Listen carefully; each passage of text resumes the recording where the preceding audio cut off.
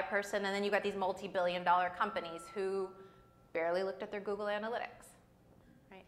So how do we make sense of those environments? Because my guess is that most of you fall somewhere in that middle. There's things that are working well for you.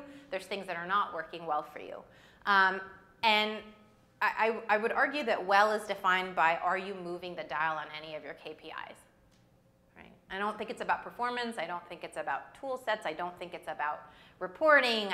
Dashboards, any of that stuff. It's about, are you moving your numbers forward?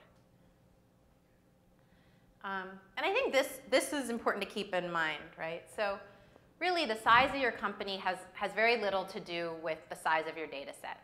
It has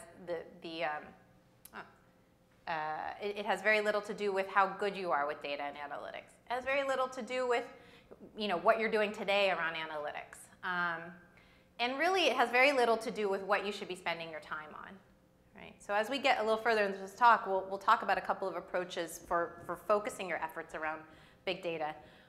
But first, let's spend a little time talking through some of the common challenges that happen. Right? So we often see in large companies that you actually have, like, I call them data geeks. I call myself a data geek. But you've got really budding people who actually have a pretty good sense of what to do with the data that are stifled by bureaucracy, by processes, by workflows, all of that stuff.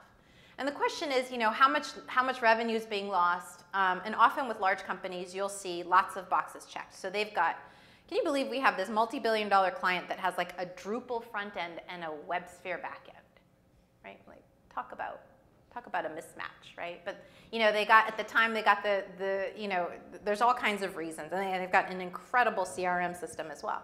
But these things are about checking off boxes, right? Those are boxes around technology.